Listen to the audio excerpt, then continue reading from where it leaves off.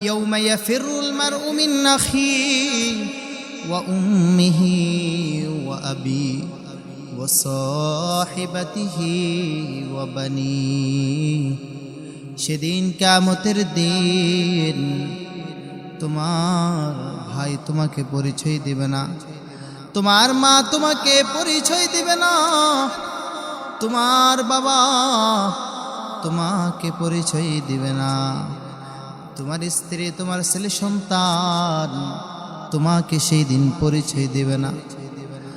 অথচ দুনিয়ার জীবনে তুমি তোমার স্ত্রীর জন্য তোমার সন্তানের জন্য কতই না কত কষ্ট করেছ, তুমি তোমার মা বাবার জন্য কত কষ্ট করেছ। এই বাংলাদেশ ছেড়ে অনেকে প্রবাসে গেছেন, অনেকে বিদেশ যায় শুধু ছেলে সন্তান স্ত্রী মা বাবার হাসি খুশির জন্য। অথচ সে চিন্তা করে না মহান আল্লাহ তাআলার সামনে সে দাঁড়াতে হবে। মহান আল্লাহ তাআলা সেদিন যদি তার ইবাদতের হিসাব নেয়, সে আল্লাহর কাছে ইবাদতের জবাব দিতে পারবে না। فأما من خاف مقام ربه ونهى النفس عن الهوى, বান্দাই চিন্তা করে না যে মালিকের সামনে দাঁড়াতে হবে, আল্লাহ তাআলা তাকে তার কর্মের জন্য জবাব নেবে। এই ভয় করে না যে আমি কি করতেছি। মা বাবা স্ত্রী ছেলে সন্তান পরিবার পরিজনের জন্য অনেক কিছু করে মানুষ, কিন্তু সে মালিককে ভুলে যায়। দুনিয়ার পিছে পাগল হতে হতে আল্লাহকে ভুলে যায়। যেই মালিক তাকে বড় মায়া করে সৃষ্টি করেছে, আদর করে সৃষ্টি করেছে, সেই মালিক আল্লাহ তাআলাকে ভুলে যায়। অথচ যাদের জন্য সেই রব্বে কারীমকে আল্লাহকে ভুলে যায়, আল্লাহ তাআলা বলেন ইয়াউমা ইয়াফিরুল মারউ মিন আখি, সেদিন তোমার সেই আপন ভাই তোমাকে ছেড়ে পলায়ন করবে। ওয়া উম্মিহি ওয়া আবি, তোমার মা তোমার বাবা তোমাকে রেখে পলায়ন করবে। ওয়া সাহিবাতিহি ওয়া বানি, তোমার স্ত্রী ছেলে সন্তান তোমাকে দেখে পলায়ন করবে। কি জন্য জানোনি? তুমি দুনিয়ায় অনেক অর্থ সম্পদ দিছ, এই জন্য তোমার কাছে আসবে না, না না, বরঞ্চ সেদিন পলায়ন করবে তোমার যদি নেক আমল কম থাকে। এই জন্য দুনিয়ার জন্য যতই যা কিছু করো না কেন, কিন্তু মালিক আল্লাহ তাআলার সন্তুষ্টিকে তুমি সামনে রাখবা। আল্লাহ তাআলার সন্তুষ্টি যদি অর্জন করে না যেতে পারো, এই দুনিয়ার জীবন তোমার জন্য বৃথা। এই দুনিয়ার জীবন তুমি যাই কিছু করো না কেন, পরিবারের জন্য যা কিছু করো না কেন, স্ত্রী ছেলে সন্তানের জন্য যা কিছু করো, কোনো কিছু তোমার কাজে আসবে না যদি তুমি আল্লাহ তাআলাকে সন্তুষ্ট করে না যেতে পারো। যদি তুমি খাঁটি ইমানদার মুমিন না হতে পারো, আল্লাহ তাআলা বললেন কদ আফলাহাল মুমিনুন, সফল তো তারাই যারা মুমিন হতে পেরেছে, সফল তো তারাই যারা আল্লাহ তাআলার সন্তুষ্টি অর্জন করতে পেরেছে। তুমি এমপি হলা, মন্ত্রী হলা, প্রাইম মিনিস্টার হলা, এটা তোমার সফলতা নয়, বরঞ্চ সফলতা হলো যদি তুমি তোমার রব আল্লাহকে খুশি করে যেতে পারো। এই জন্য মালিক আল্লাহকে খুশি করাতে হবে। দুনিয়ার মানুষকে তুমি যতই খুশি করাও না কেন, একদিন সেই কিয়ামতের দিন তোমার কোনো কাজে আসবে না। সেদিন বড় কঠিন ময়দান, সেই দিন আপনজন তোমার কাছে আসবে না শুধু একটুখানি নেক দেওয়ার জন্য। আজকে যাদের জন্য তুমি গোটা জীবনটাকে দিয়ে দিলা, সেদিন কেউ তোমার জন্য একটু নেক দিবে না। একটু নেকের জন্য মানুষ হাহাকার করবে, দৌড়াবে। এই জন্য সময় থাকতে সময়কে মূল্যায়ন করতে হবে। রব্ব কারীম তোমাকে মৃত্যু দেওয়ার আগে তুমি নিজেই মরে যেতে হবে। মালিক তোমার থেকে হিসাব নেওয়ার আগে তুমি নিজের হিসাব নিজে নিতে হবে। তাহলেই তুমি সফল কাম হতে পারবে। আর না হয় তুমি দুনিয়াতে যাই কিছু করো না কেন, ওই হাশরের ময়দানে তোমার মুক্তির কোনো পথ নাই। তোমার রাসূলের আখলাক, রাসূলের সুন্নাহ অনুযায়ী যদি তুমি তোমার জীবনকে আখলাককে সাজাতে পারো, সেই দিন নবী তোমার জন্য সুপারিশ করবে। না হয় নবীও তোমার জন্য সুপারিশ করবে না, যদি তুমি নবীর সুন্নতের খেলাপ চলো। সেই দিন পয়গম্বর তোমার জন্য আমার জন্য মালিকের দরবারে সেজদা দিয়ে রবে। আজকে যে পরিবারের জন্য তুমি সব কিছু করলা, বিপদে পড়লে তোমার পরিবার তোমার পাশে দাঁড়াবে না, তোমার আত্মীয় স্বজন কিয়ামতের ময়দানে তোমাকে চিনবে না।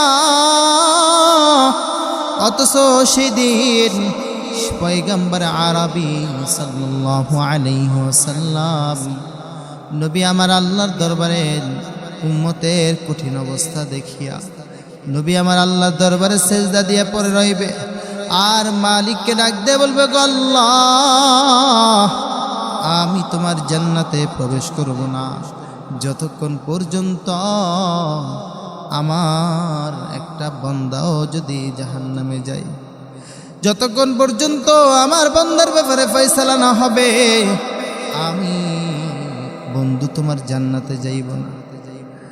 আল্লাহ তাআলা বলবেন, আমতাজুল ইয়াউমা আইয়ুহাল মুজরিমুন।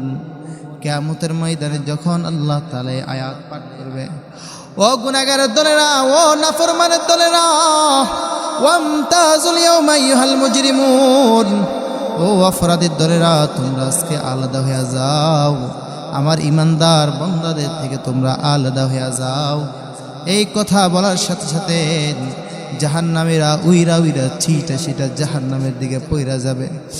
জাহান্নাম তাদেরকে খাওয়ার জন্য হাঁকায়া হাঁকায় আসবে। এই পরিস্থিতি দেখে নবী আমার কান্না করা শুরু করবে। নবীর জন্য আল্লাহ তাআলা সেদিন কিয়ামতের ময়দানে আল্লাহ বিশেষ এক কুরসি রাখবেন, চেয়ার রাখবেন। পয়গম্বরকে আল্লাহ বলবেন, ও নবী, ও পয়গম্বর, আসেন, আপনার জন্য আমার পক্ষ থেকে একটা কুরসি আছে, চেয়ার আছে, আপনি সেখানে বসুন। আপনি এখানে বসে বসে আমার বিচার ব্যবস্থা দেখুন। পয়গম্বর আল্লাহকে বলবেন, গো আল্লাহ, আমার উম্মত যদি জাহান্নামে চলে যায়, আমি যদি তোমার চেয়ারে বসে থাকি, আমার উম্মতের খোঁজ নেবে কে?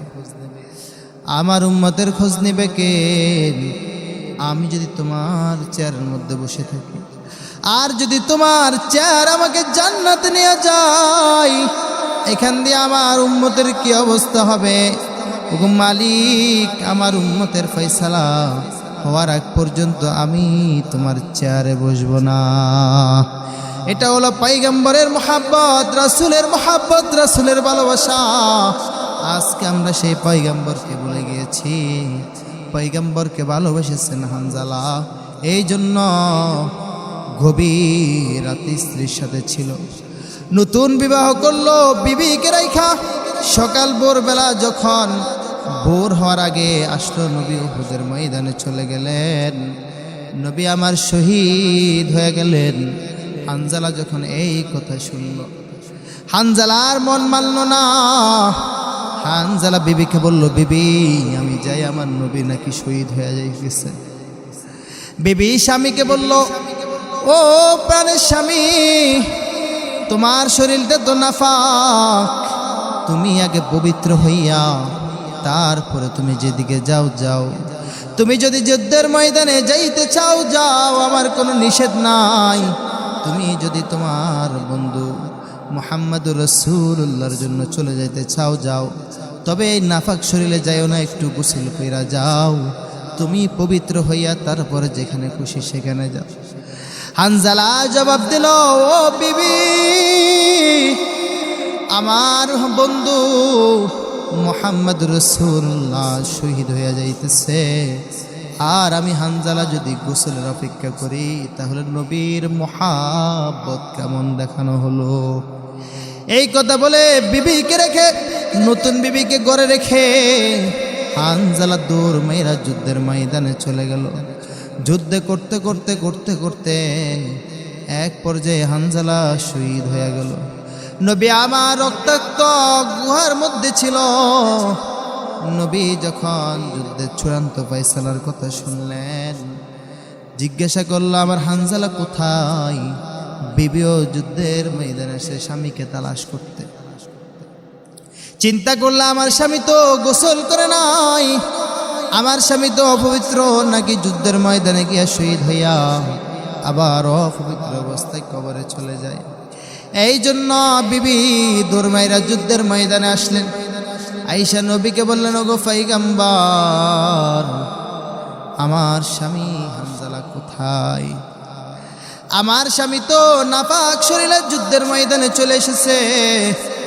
নবী আমার সাহাবাই কেরামকে বললেন, ও আমার সাহাবারা, যাও হানজালা কোথায় আছে, হানজালার লাশটা কোথায় আছে নিয়ে আসো। সাহাবাই কেরাম তালাশ করতে লাগলেন। তালাশ করতে করতে দেখলেন যারা শহীদ হয়েছে তাদের কাফেলার মধ্যে হানজালার লাশটা নাই। সাহাবাই কেরাম অবাক হয়ে নবীকে জিজ্ঞাসা করলেন। আল্লাহ নবীকে জানিয়ে দিলেন অমুক জায়গায় হানজালা আছে। সাহাবাই কেরাম দৌড়ে অমুক জায়গায় গেলেন। যাওয়ার পরে দেখতেছে হানজালার শরীর থেকে পানি পড়তেছে। আল্লাহ তাআলা হানজালাকে হাউজে কাউসারের পানি দিয়া গোসল দিয়া দিছে। আল্লাহ তাআলা হানজালাকে জান্নাতের পানি দ্বারা গোসল করাইছে। কারণ হানজালা তো হানজালা নয়, হানজালা দামি হয়ে গেছে নবীর মোহাব্বতে। হানজালা নবীর মোহাব্বতে যুদ্ধের ময়দানে সে যখন শহীদ হইল, হানজালা সম্মান আল্লাহর কাছে আকাশচুম্বী হয়ে গেল। এই জন্য নবীর মোহাব্বতের মাধ্যমে তুমি দুনিয়া এবং আখিরাতে সফলতা অর্জন করতে পারবা। ওই যে হাসরের ময়দানে যদি নবীর সুপারিশ পেতে চাও, নবীর মোহাব্বত পেতে চাও, তাহলে হানজালার মতো নবীকে মোহাব্বত করতে শুরু করো।